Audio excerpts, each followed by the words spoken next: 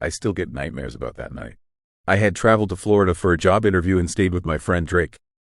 I was coming from Miami, and even though Drake lived about 2 hours from the company I was interviewing for, I was happy to spend some time with an old friend. After my second interview, I got great news. I was offered the job on the spot.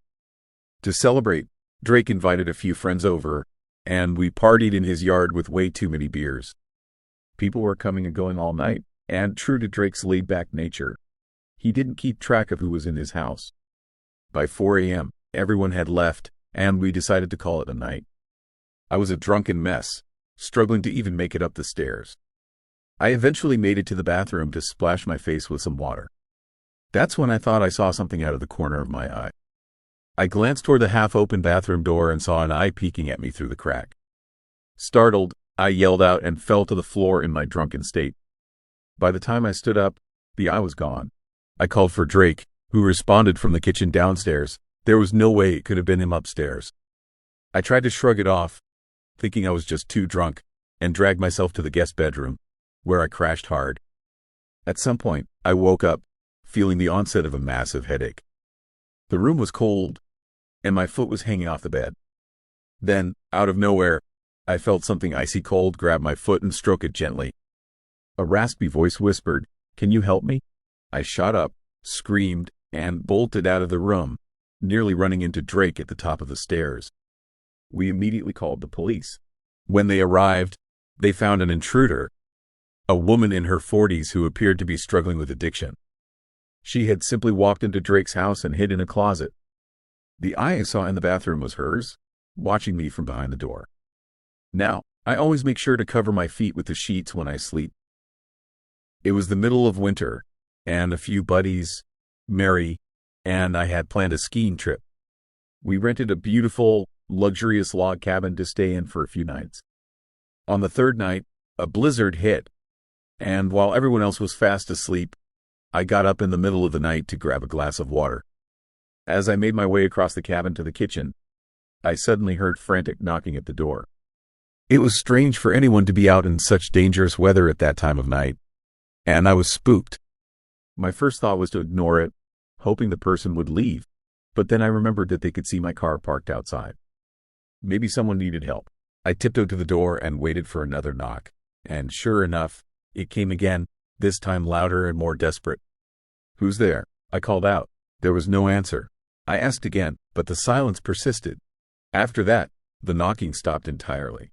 Curiosity got the best of me, and I decided to open the door just a crack with the chain lock still on. No one was outside. I undid the lock and stepped outside, noticing footprints in the snow leading away from the cabin. For reasons I can't explain, maybe guilt, maybe concern, I grabbed my jacket and boots, stepping out into the storm to follow the footprints before they disappeared. The footprints led me to the edge of the property, but then, bizarrely, they stopped. I'm not kidding, the prints just ended. There were no signs of a struggle, no vehicle tracks, nothing. It was as if whoever had made them had simply vanished into thin air. Feeling more disturbed than ever, I rushed back to the cabin, slamming the door behind me and locking it.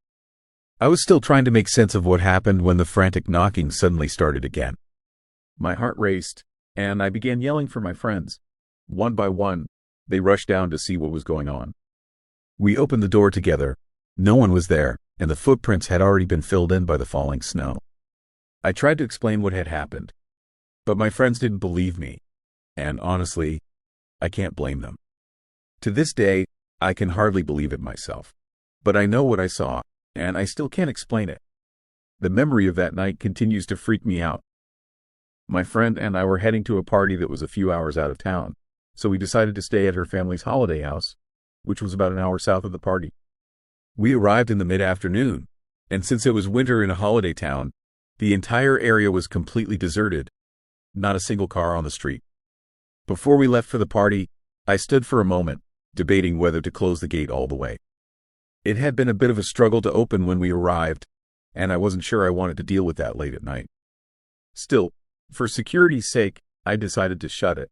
The party was great, and we returned to the house around 1:30 a.m. As we pulled into the driveway, I immediately noticed the gate was wide open. A chill ran through me because I knew I had locked it, and there was no way it could have blown open in the wind. But I didn't want to alarm my friend, so when she asked if I'd closed it, I played it off and said I wasn't sure. We went inside and decided to make a snack.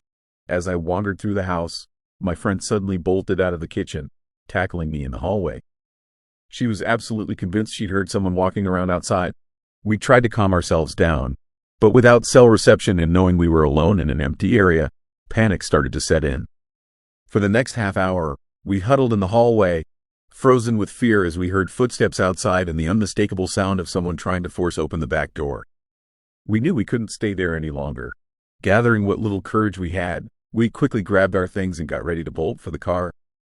Just as we reached the front door, ready to make a break for it, there was a loud bang from the backyard, followed by the terrifying sound of what seemed like hundreds of birds screeching all at once. That was our breaking point. We ran to the car, throwing our stuff in without even bothering to put it in the backseat. As we reversed down the driveway, I caught a glimpse of someone running up the side of the house toward us. We sped away and didn't stop until we got home. Needless to say, neither of us slept that night. The whole experience still haunts me, and we never found out who or what was out there. When I was 10 and my youngest brother, Paul, was only 1, there was a weekend when my parents were painting our bedrooms. We had to sleep in the basement for a few nights. Down there, we had a pull-out couch that turned into a bed, and Paul had a crib set up nearby. Being only 10, the idea of sleeping in a pitch-dark basement was unsettling. I wasn't used to the darkness or the eerie silence, but somehow, having Paul there with me made it feel a little less scary. He would wake up during the night crying, and attending to him gave me a bit of comfort. But one night was different. I woke up to Paul screaming, not crying, just pure terror in his voice. It was the kind of scream no 1-year-old should be able to make. My heart raced, and I rushed to his crib, terrified of what was wrong. Paul was standing up, wide-eyed, pointing at something. When I looked where he was pointing, my stomach dropped.